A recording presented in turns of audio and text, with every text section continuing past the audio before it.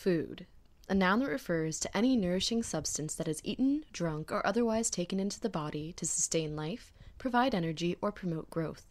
Most people also eat for pleasure. The taste, texture, and sensation of a favorite food doesn't automatically correlate with nourishment or hunger. So I love really, really, really good granola that has like nuts and fruits in it with vanilla soy milk is like the best thing ever. Maybe I'll go for raspberries just because my grandmother's backyard had a lot of raspberry bushes. And peas and fruit. A big fatty burrito with like a lot of like sour cream and beans and rice and Mashed potatoes and gravy. I generally like sushi or Chinese food. Yeast on toast with Earth Balance is also fucking good. My mom also makes these crab salad sandwiches that I would probably pick for my last meal. There is also often a spiritual experience in the consumption of food, whether it be taking communion, fasting for religious piety or clarity, or simply the knowledge that by eating organic food that one has grown themselves, one is taking part in a complete cycle with nature. You know, you can go to the store and buy something that's organic, and I think that's equally, that's cool. But just actually doing it, I think, because it's organic, like in the food, but it's also your organic body, your organic mind working. There's like something about being part of the food you're bringing out. It's real. I don't know. You get. I think it's like one of the closest things you can get to body and mind being in both of those places at the same time. Because like thinking about different things that are happening in the ground, but at the same time, like putting your body into it. Natural agriculture is creating the pathway for heaven on earth. However, there is a fine line between food that is eaten for pleasure, health, and spirituality, and food that controls one's life. Orthorexia is an emerging eating disorder. It has aspects of anorexia, people with severe orthorexia are usually extremely underweight, and it also has aspects of OCD regarding the ritualistic preparation and rigid rules of food intake. However, it also has its own panoply of symptoms. It is described as having an obsession with righteous eating. It usually begins as a quest to naturally cure or allay the symptoms of a chronic disease and discomfort, although some fall into orthorexic eating patterns as a way of disease prevention or as an avenue to cure a previous eating disorder such as anorexia, bulimia, or compulsive overeating. The change in seeing food. How did I change the way I looked at food? That's absolutely a metamorphosis, because as somebody who started struggling with anorexia and bulimia at 16 years old and onward through, up until 23 years old, and even today, I see how my behavior has even shifted, but it's a mindset that still comes back to haunt me. Elimination diets are generally the first trigger of orthorexia. The person begins by getting rid of foods that are common allergens, such as gluten, wheat, and dairy. Slowly, the list of offending and irritating foods becomes longer and longer. No meat, no dairy, no wheat, no gluten, no fat, no root vegetables, no artificial preservatives, colorings, sweeteners, or additives, nothing cooked, and the list goes on. At this point, the purity of the substances entering the body is called into question. Orthoretics disallow themselves from eating anything non-organic, anything that's been packaged in a non-organic substance, and in the most severe cases, anything they haven't prepared or been witness to the preparation of.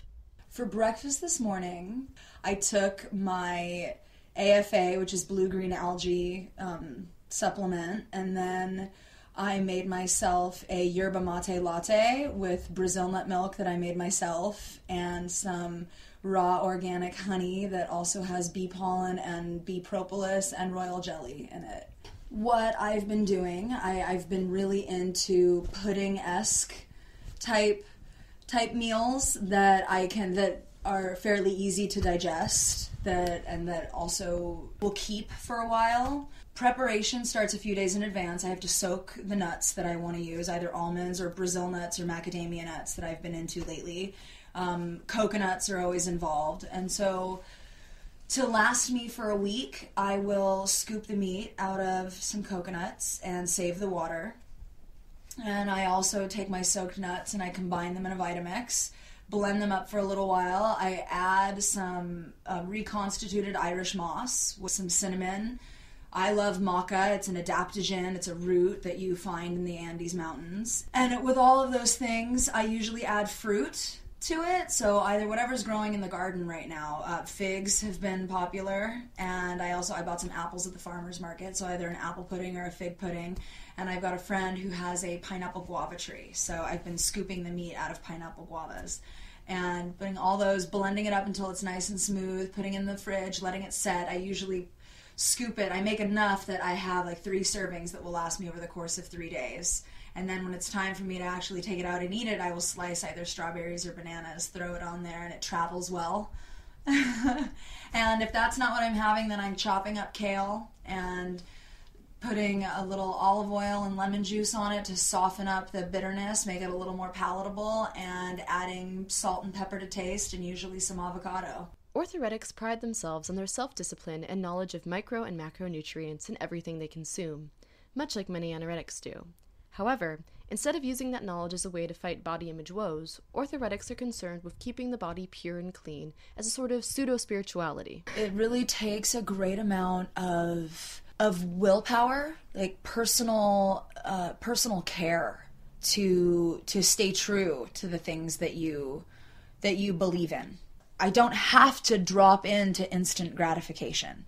You can survive a fair amount of time without a whole lot of junk in your system that your body actually would thank you if you gave your digestive system a break for a day. Thank God grocery stores, if you look close, a lot of grocery stores that are advertising their fruits and vegetables will have caloric intake and lists of nutrients. You know, it's the one thing I do appreciate about the FDA regulations on caloric intake, that, you know, they have nutrition facts on almost everything, and that meant that even though you can't stamp that individually on a piece of fruit, at the fruit stands at all the local markets, they have a fact sheet.